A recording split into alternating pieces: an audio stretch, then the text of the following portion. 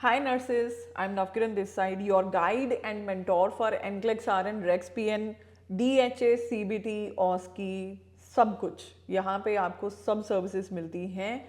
यहाँ पे आपको सब एग्ज़ाम की तैयारी करवाई जाती है।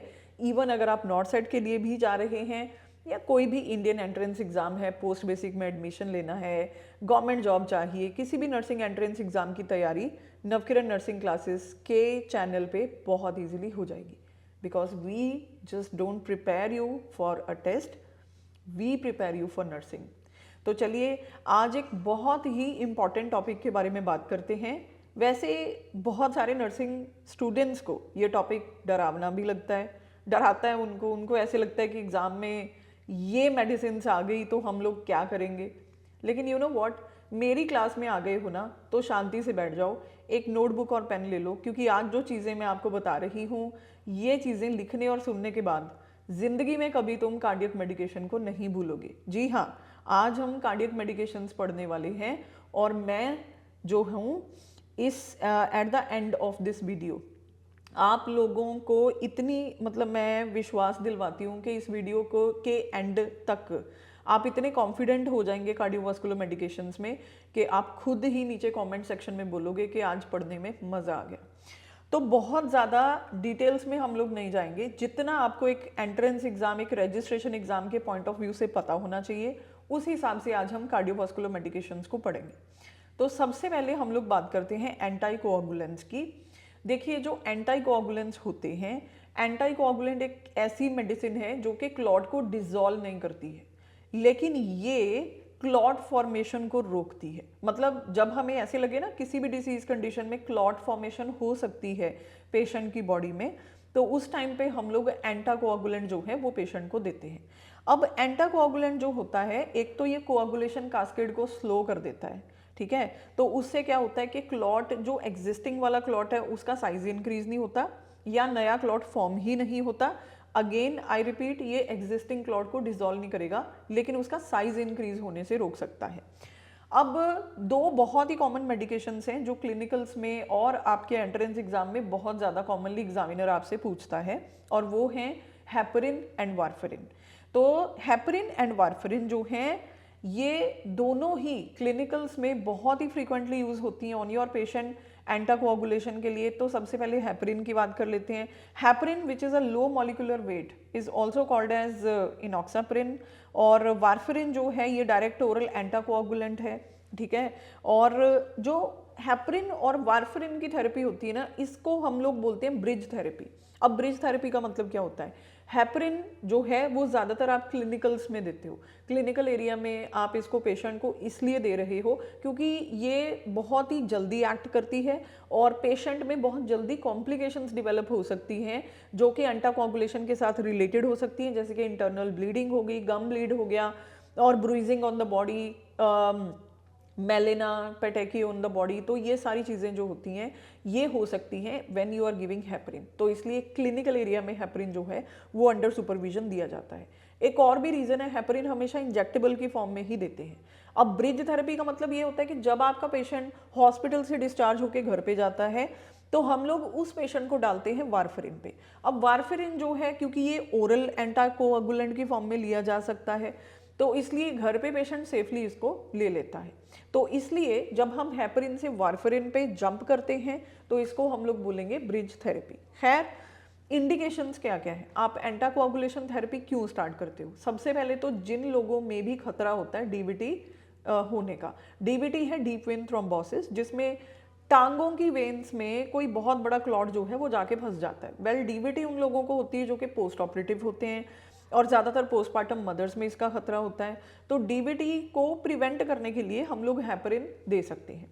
इसके साथ साथ पल्मोनरी एम्बोलिज्म होने का खतरा जिन भी पेशेंट्स में होता है, अगेन जो हमारे पोस्ट ऑपरेटिव पेशेंट होते हैं जिनमें डिसएमिनेटेड इंट्रावास्कुलर कोआगुलोपैथी की प्रॉब्लम होती है, और इसके साथ साथ हम लोग एट्रियल डिसरिथमियास के केस में भी एंटाकोगुलेंट थेरेपी देते हैं। ये बहुत इंपॉर्टेंट पॉइंट है from NCLEX RN point of view. मैंने बहुत बार ये क्वेश्चन एनक्लेक्स के एग्जाम में आते हुए देखा है कि अगर एट्रियल डिसरिथमियास हैं तो आपको एंटाकोगुलेंट जो है वो देने ही हैं वो आप स्किप नहीं कर सकते। इसके साथ साथ एक वॉल्वुलोप्लास्टी नाम की सर्जरी होती है जिसमें जो हार्ट की डैमेज्ड वॉल्स होती है उनको रिप्लेस करा जाता है विद द प्रोस्थेटिक वॉल्स। तो अगर ऐसा कोई प्रोसीजर आपके पेशेंट में हो रहा है, definitely you have to give anticoagulants. तो ये तो हो गई इसकी इंडिकेशंस। इसके साथ साथ किसी भी टाइप की सर्जरी में, जैसे हिप और नी सर्जरी होगी, इन केसेस में भी आप ये एंटाकोगुलेंट दे सकते हो। तो अब हम बात करेंगे कि इस थेरेपी की कॉम्प्लिकेशंस क्या क्या हो सकती हैं। देखिए, आप एंटाकोगुलेंट्स दे रहे हैं, अगर इनकी डोज ज़्यादा हो गई तो ऑब्वियसली पेशेंट को ब्लीडिंग कॉम्प्लिकेशंस जो हैं वो हो सकती हैं। पेशेंट को इंटरनल ब्लीड हो सकता है, जो कि जीआई ब्लीड हो सकता है, जिसकी वजह से पेशेंट को ब्लैक कलर के स्टूल्स आएंगे, जिसको हम लोग मेलेना बोल देते हैं। पेशेंट को गम से ब्लीडिंग स्टार्ट हो सकती है। पेशेंट जो है उसकी स्किन के ऊपर जगह जगह लाल और नीले रंग के धब्बे बन सकते हैं, जिनको हम लोग ब्रूजिंग बोल देते हैं, पिटाकिया फॉर्मेशन बोल देते हैं। इसके साथ साथ जो पेशेंट है उसको थोड़ी सी चोट लगेगी तो बहुत ज़्यादा ब्लीडिंग होने का खतरा जो है वो बढ़ जाता है। तो ये इनकी कॉम्प्लिकेशंस है। कभी कभी हेपरिन जो होता है वो हेपरिन इंड्यूस्ड थ्रोम्बोसाइटोपेनिया, जिसको HIT बोलते हैं, वो भी क्रिएट कर सकता है। और वारफरिन को अगर हम लंबे समय के लिए यूज़ करेंगे तो बोन मिनरल डेंसिटी जो है वो डिक्रीज हो सकती है। तो ये इनके कुछ साइड इफ़ेक्ट्स हैं। अब एज अ नर्स हम लोगों को क्या करना है? देखिए, हेपरिन पे बहुत बार आपको कॉम्पिटिटिव एग्जाम में क्वेश्चंस आते हैं, लेकिन ज़्यादातर जो क्वेश्चंस होंगे वो APDT की वैल्यू बता के पूछे जाएंगे कि इस केस में क्या करोगे। इसका डिटेल्ड लेक्चर देखना है तो मैंने अपना लाइव लेक्चर जो है वो अपलोड करा हुआ है, आप मेरे लाइव सेक्शन में जाके देख सकते हैं। मैंने वहाँ पे APDT कार्डियक मेडिकेशन सेक्शन में अच्छे से एक्सप्लेन करा हुआ है, लेकिन इस वीडियो के पर्पज़ के लिए मैं बता देती हूँ। जब भी आप पेशेंट को हेपरिन दे रहे हैं, नॉक्साप्रिन दे रहे हैं, तो APTT यानी कि activated partial thromboplastin time is the most important value to look into. अगर इसकी वैल्यू 90 के अबव हो जाती है, उसी टाइम पे हेपरिन को बंद करके इसका एंटीडोट देते हैं, which is called as protamine sulphate. और यही अगर हम बात करें वारफरिन की, वारफरिन में हम INR की वैल्यू जो है वो देखते हैं। INR की वैल्यू कभी भी 3 से ऊपर होती है, you have to stop warfarin and give antidote which is vitamin K। ठीक है, तो ये चीज़ें जो है ये आप याद रखेंगे अपने एग्जामिनेशन पॉइंट ऑफ व्यू से। इसके साथ साथ नर्सेस को अपने पेशेंट का कंप्लीट ब्लड काउंट जो है वो करवाते रहना चाहिए, और हमें अपने पेशेंट को ब्लीडिंग के रिस्क के लिए मॉनिटर करना चाहिए। अगर पेशेंट ये बोल रहा है कि मेरे एपिस्टैक्सिस स्टार्ट हो गया या मेरे गम से सुबह बहुत ज़्यादा ब्लड आ रहा था when I was brushing my teeth, तो हमें अलर्ट हो जाना चाहिए। हमें उसकी APDT और INR की वैल्यू दोबारा से देखनी चाहिए, और इसके साथ साथ इस पेशेंट के बेड को लोएस्ट पोजीशन पे रखना चाहिए। अगर पेशेंट का कॉन्शियसनेस लेवल थोड़ा गड़बड़ है या सीजर वाला पेशेंट है तो उस केस में साइड रेल्स अप होनी चाहिए और पैडेड होनी चाहिए। और पेशेंट के बेड पे हम कभी भी कोई शार्प नीडल या प्रोडक्ट नहीं छोड़ेंगे। इसके साथ साथ इस पेशेंट में कोशिश करें कि प्रिकिंग प्रोसीजर IM सबकुटेनियस और IV इंजेक्शन कम से कम लगाएं, और इस पेशेंट को हम लोग जो है हेड को भी रैप करके रख सकते हैं ताकि हेड बैंगिंग वगैरह से ये पेशेंट जो है इसको हेड इंजरी ना हो जाए। यानी कि कहने का मतलब ये है कि इस पेशेंट को ब्लीडिंग प्रिकॉशंस पे हम लोगों ने रखना है। तो नेक्स्ट ड्रग जो हम करने वाले हैं that is going to be the anti platelets. तो नेक्स्ट ड्रग जिसकी हम बात करने जा रहे हैं, जो कि कार्डियो की बहुत इंपॉर्टेंट ड्रग है, दैट इज बीटा ब्लॉकर। देखिए, जैसे कि इसके नाम से ही पता चलता है, बीटा ब्लॉकर जो होता है ये बीटा एड्रीनर्जिक रिसेप्टर्स को ब्लॉक करता है, जिसकी वजह से सिंपैथेटिक इफेक्ट्स जो हैं वो स्लो होते हैं। अब क्योंकि सिंपैथेटिक इफेक्ट में क्या होता है कि हार्ट रेट फास्ट होता है, टैकीकार्डिया इंड्यूस करता है सिंपैथेटिक इफेक्ट। तो क्योंकि ये सिंपैथेटिक इफेक्ट को लो करता है तो पेशेंट का हार्ट रेट भी लो होगा और पेशेंट की के हार्ट की कॉन्ट्रैक्टिलिटी भी लो होगी, जिससे कि मायोकार्डियल ऑक्सीजन डिमांड रिड्यूस होती है। और यही रीज़न है कि बीटा ब्लॉकर्स को ना सिर्फ हम एंटी हाइपरटेंसिव्स बट इनको हम कार्डियो प्रोटेक्टिव मेडिकेशंस की तरह भी यूज़ करते हैं। तो बेसिकली आप देखेंगे एग्ज़ाम में बहुत सारी मेडिकेशंस आपको दिखेंगी जिनका नाम के पीछे लोल लगा होता है, LOL। तो जैसे मेटोप्रोलोल हो गई, एटिनोलोल होगी, एस्मोलोल, प्रोपेनोलोल, नेडोलोल। तो ये सारी मेडिकेशंस जो हैं ये बीटा ब्लॉकर्स में आती हैं। तो किसी भी मेडिकेशन के पीछे LOL लगा होगा तो समझ आइए वो बीटा ब्लॉकर होगा। अब इसकी इंडिकेशंस क्या क्या है, किन पेशेंट्स को हम बीटा ब्लॉकर्स देते हैं? जिन पेशेंट्स को हाइपरटेंशन होती है, स्टेबल एंजाइना होता है, और कुछ एरिथमियास के केस में भी हम देते हैं, हार्ट फेलियर के केस में देते हैं, और इवन माइग्रेन को ट्रीट करने के लिए बीटा ब्लॉकर्स दिए जाते हैं। अब इसके मेजर रिस्क क्या हो सकते हैं, मतलब इसकी कॉम्प्लिकेशंस क्या क्या हो सकती हैं। ऑब्वियसली अगर आप बीटा ब्लॉकर दे रहे हो क्योंकि ये सिंपैथेटिक रिस्पॉन्स को ब्लंट करता है और हार्ट रेट को स्लो करता है, तो ओवरडोज के केस में ब्रेडिकार्डिया हो सकता है। इसके साथ साथ हार्ट ब्लॉक को भी ये स्टार्ट कर सकता है, हार्ट ब्लॉक को लीड कर सकता है। हाइपोटेंशन, फिटीग, और इसके साथ ये क्योंकि ब्रोंकोस्पाज्म करता है तो इसलिए अस्थमा और सीओपीडी वाले पेशेंट्स में ये कॉन्ट्राइंडिकेटेड होता है। मैं ये पॉइंट फिर से हाईलाइट करना चाहती हूँ, NCLEX RN point of view से ये बहुत इंपॉर्टेंट है। ये बहुत बारी ये क्वेश्चन आता है एनक्लेक्स में कि बीटा ब्लॉकर को एस्थमेटिक पेशेंट्स में नहीं देना होता क्योंकि इसको लेने से ब्रोंकोस्पाज्म होता है। और इसके साथ साथ ये एक और सिंड्रोम भी करता है which is called as hypoglycaemia unawareness syndrome. तो इसीलिए अगर आपका जो कार्डियो पेशेंट है वो डायबिटिक पेशेंट भी है और वो ओरल हाइपोग्लाइसेमिक मेडिकेशंस ले रहा है, तो usually doctor beta blocker oral hypoglycaemic medication के साथ नहीं देंगे इस पेशेंट को। क्योंकि अगर आप बीटा ब्लॉकर ले रहे हैं और लेट अस सपोज कि आप हाइपोग्लाइसेमिया में जा रहे हैं, तो you will barely show the signs of hypoglycaemia because beta blocker उन साइंस को कवर कर लेते हैं। तो इसलिए beta blocker should be given very cautiously to the patients who are suffering from diabetes. और इसके साथ साथ करना क्या है जब आप एक एज अ नर्स आप किसी पेशेंट को बीटा ब्लॉकर दे रहे हैं, तो बहुत ज़रूरी है कि हम पेशेंट का हार्ट रेट देखें क्योंकि ये हार्ट रेट को स्लो करता है। तो ब्रेडिकार्डिया इसकी कॉम्प्लिकेशन है। If the heart rate is less than 60, आप बीटा ब्लॉकर को विदहोल्ड करिए और डॉक्टर को इन्फॉर्म करिए। आपने पेशेंट का ब्लड प्रेशर ज़रूर मॉनिटर करना है। अगर दवाई देते समय पेशेंट का ब्लड प्रेशर आपको 110 से नीचे मिलता है तो बीटा ब्लॉकर मत दीजिए, विदहोल्ड करिए and inform the doctor. ECG monitoring continuously patient की होनी चाहिए क्योंकि एट द अर्लीस्ट आपको पता चलेगा कि कहीं आपका पेशेंट हार्ट ब्लॉक में तो नहीं जा रहा, जो कि बीटा ब्लॉकर की कॉम्प्लिकेशन होती है। और क्योंकि ये हार्ट फेलियर को भी इंड्यूस कर सकता है, तो हमें हार्ट फेलियर के साइंस को भी देखना होगा, जैसे कि वेट गेन, एडेमा, डिज्निया एक्सेट्रा। अगर आपके पेशेंट में ये आ रहा है तो डॉक्टर को इन्फॉर्म करें। बीटा ब्लॉकर को कभी भी एब्रप्टली स्टॉप नहीं करते हैं क्योंकि ये एक ऐसी मेडिकेशन है जो लंबे समय तक पेशेंट लेगा अगर as an antihypertensive patient ले रहा है। अब इस मेडिकेशन को कभी भी एब्रप्टली लेना बंद करेंगे तो एकदम से रिबाउंड हाइपरटेंशन आएगी, ठीक है, और इवन रिबाउंड टैकीकार्डिया भी हो सकता है। तो इसलिए इस मेडिकेशन को हमेशा टेपर करेंगे। टेपर का मतलब होता है किसी भी मेडिसिन की डोज को धीरे धीरे ग्रेजुअली डिक्रीज करना and not to abruptly stop. तो इस चीज़ के बारे में हम पेशेंट को एडुकेट करेंगे और इसके साथ साथ हम लोग पेशेंट को ये भी टीच करेंगे कि अगर आप डायबिटिक हैं तो हमेशा अपना ब्लड ग्लूकोज लेवल दिन में 2 बारी ज़रूर मॉनिटर करें क्योंकि जब आप बीटा ब्लॉकर ले रहे हैं ऐसा हो सकता है कि आपको हाइपोग्लाइसेमिया के साइंस ना आए लेकिन एक्चुअली में आप हाइपोग्लाइसेमिया में हो। तो चलिए करते हैं next drug which is calcium channel blocker. Calcium channel blockers are again very important from your registration exam point of view या किसी भी कॉम्पिटिटिव एग्जाम में ये आ जाएंगे क्योंकि ये बहुत कॉमनली प्रिस्क्राइब्ड मेडिकेशन है एज एंटी हाइपरटेंसिव। तो बेसिकली जो कैल्शियम चैनल ब्लॉकर्स हैं, कैल्शियम चैनल ब्लॉकर 2 तरह से काम करते हैं। नंबर 1, ये आर्टेरियल वेजोडाइलेशन करते हैं क्योंकि वेजोडाइलेशन से बीपी लो होता है, तो इसलिए एज एन एंटी हाइपरटेंसिव इनको यूज़ करा जाता है। और दूसरा, ये एवी कंडक्शन को स्लो करते हैं। जहाँ पे एवी नोड होती है वहाँ से जो कंडक्शन होके इलेक्ट्रिकल इम्पल्स नीचे वेंट्रिकल्स को जानी है तो उनको ये स्लो कर देते हैं।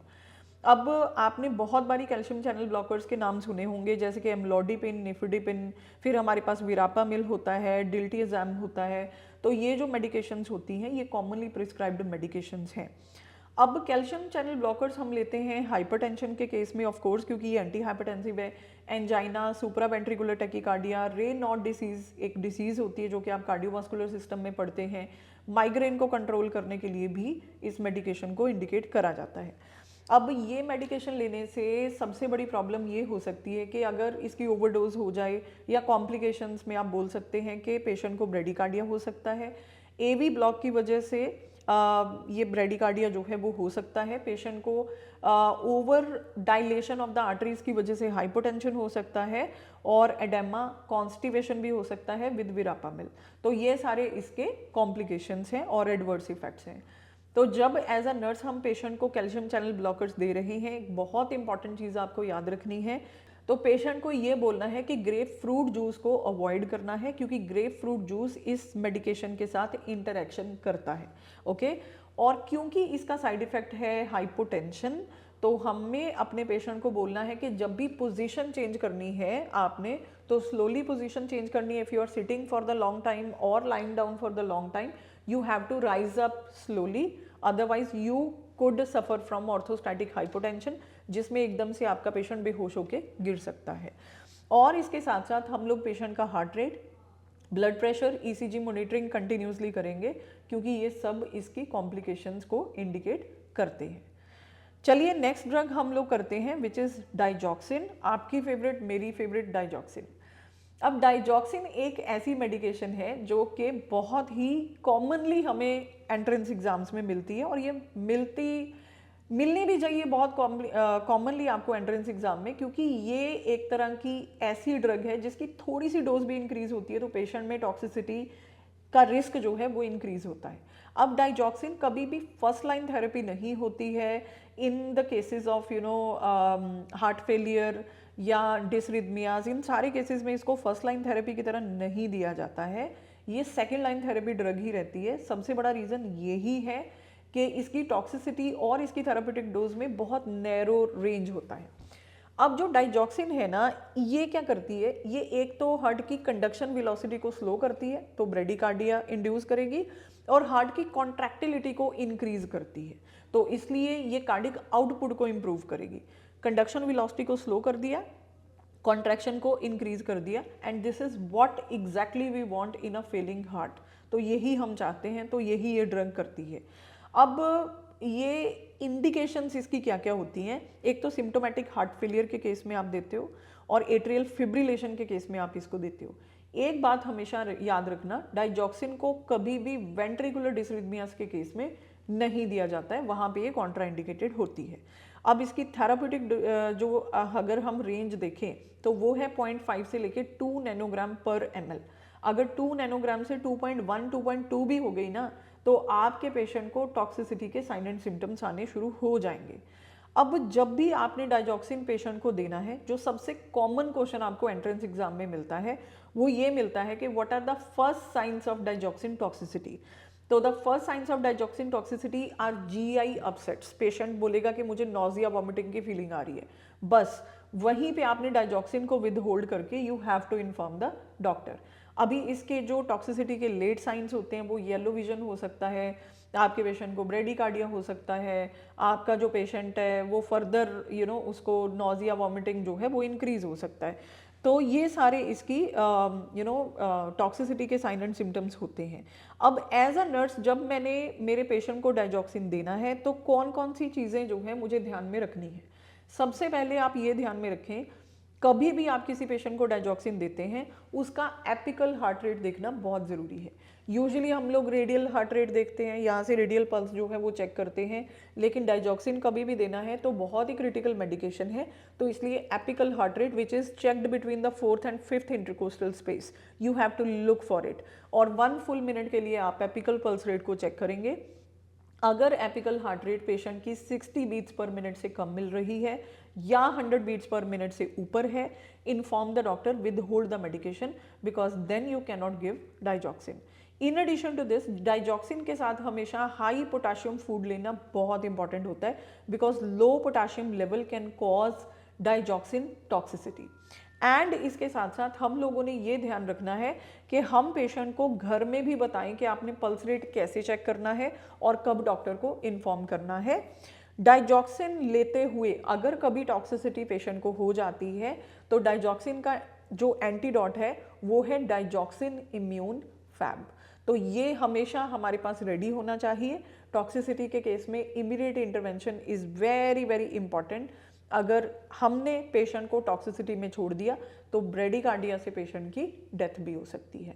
तो चलिए नेक्स्ट ड्रग की तरफ चलते हैं, और हमारे पास जो नेक्स्ट ड्रग हैं वो हैं डायूरेटिक्स। देखिए डायूरेटिक्स बहुत ही इंपॉर्टेंट ड्रग्स हैं from NCLEX RN and other examination point of view. एक ड्रग जो डायूरेटिक्स के अंडर बहुत ज़्यादा एनक्लेक्स आरएन में आती है वो है फ्रूजेमाइड यानी कि लेसिक्स।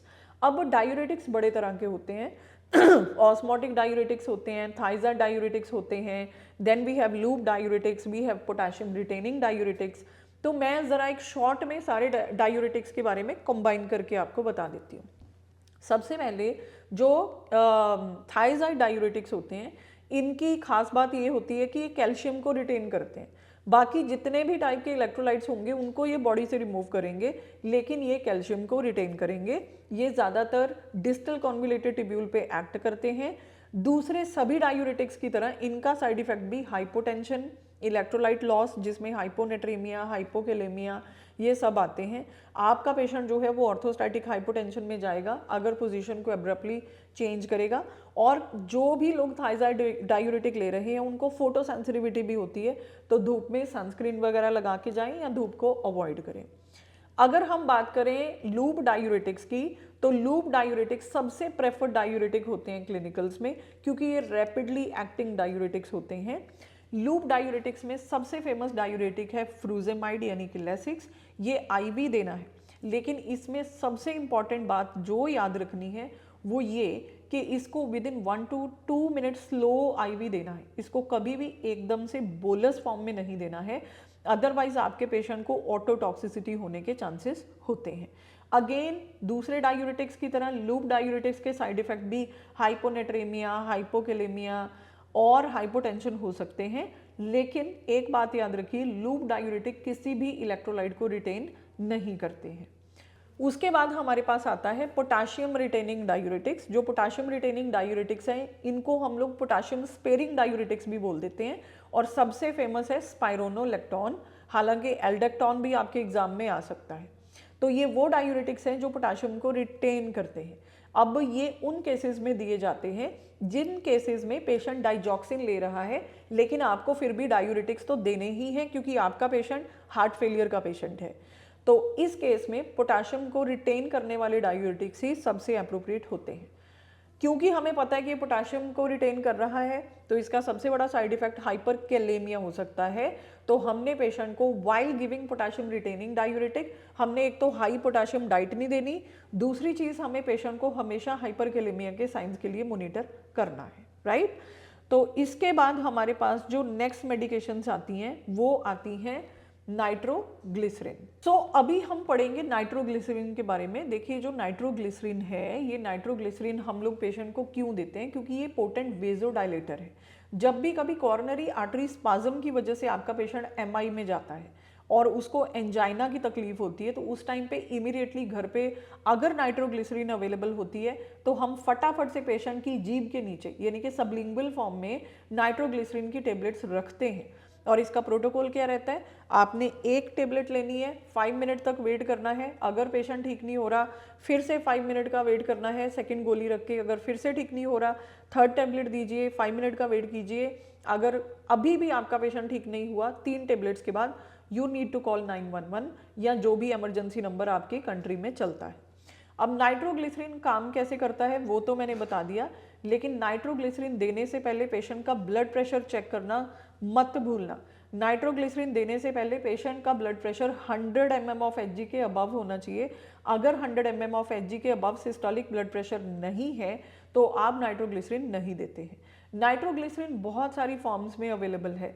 इसको आप सबलिंगुअल ले सकते हैं, ये बक्कल स्प्रे की फॉर्म में अवेलेबल होता है, ये इनगल्फिंग टेबलेट की फॉर्म में अवेलेबल है, और ये आईवी फॉर्म में भी है और पैचेस की फॉर्म में भी आता है, इवन ऑइंटमेंट की फॉर्म में भी आता है।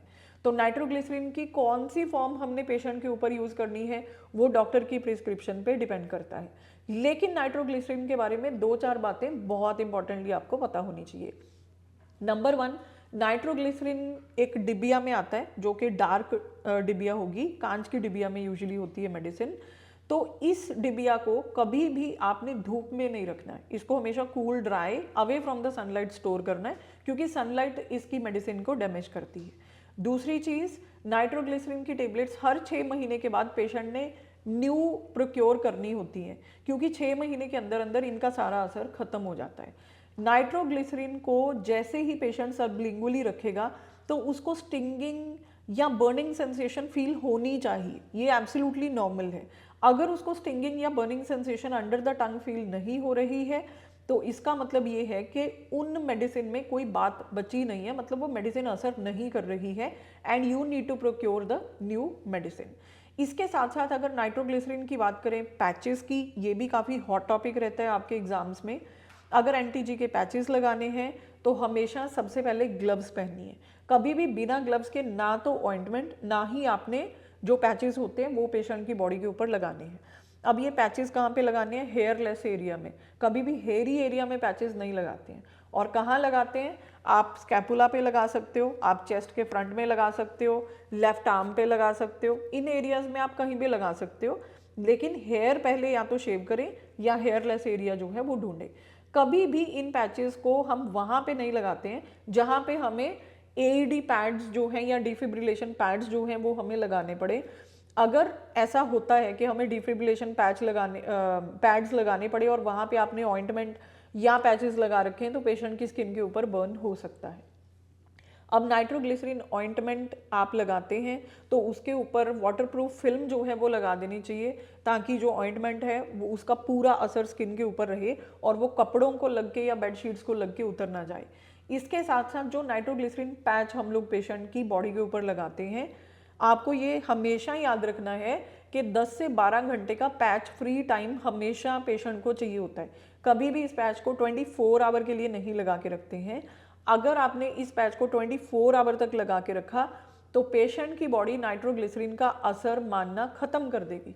ठीक है, तो फिर नेक्स्ट टाइम जब आप पैच लगाएंगे तो पेशेंट की बॉडी रेजिस्टेंट हो चुकी होगी और नाइट्रोग्लिसरीन जो है वो कोई असर नहीं करेगी। So have you seen, learning cardiovascular medications is so easy. It's just that आपको थोड़े से पॉइंट्स पता होने चाहिए, जैसे कि वारफरिन और हेपरिन के साथ ग्रीन लीफी वेजिटेबल्स कम लेनी है, डाइजॉक्सिन के साथ हम लोगों ने हाई पोटाशियम फूड लेना है, डायूरेटिक्स दे रहे हैं तो ऑर्थोस्टैटिक हाइपोटेंशन के लिए पेशेंट को ज़रूर देखें। नाइट्रोग्लिसरीन की डिबिया हमेशा आपने cool dry away from the sunlight रखनी है। उसके पैचेस को कभी भी 10 से 12 घंटे से ज़्यादा लगा के नहीं रखना है। इसके साथ साथ बीटा ब्लॉकर्स के साथ हम कभी भी हम लोग कभी भी एस्थमा के पेशेंट्स में बीटा ब्लॉकर नहीं देते हैं। और अगर आप डायबिटीज़ के पेशेंट्स हैं तो भी आप बीटा ब्लॉकर बहुत ध्यान से लें, क्योंकि हाइपोग्लाइसेमिया अनअवेयरनेस सिंड्रोम हो सकता है। तो ये कुछ विजडम पर्ल्स हैं, टेक होम पॉइंट्स हैं जो कि कार्डियोवास्कुलर मेडिकेशंस के बारे में आपको पता होने चाहिए। अगर आज की वीडियो आपको पसंद आई है तो आप मेरे चैनल को सब्सक्राइब भी कर लीजिए और इस वीडियो को ना अपने फ्रेंड्स के साथ मैक्सिमम शेयर करिए और वीडियो के नीचे कमेंट सेक्शन में लिखें कि आपको कार्डियोवास्कुलर मेडिकेशंस कितनी डिफ़िकल्ट लगती हैं। Thank you so much, take care.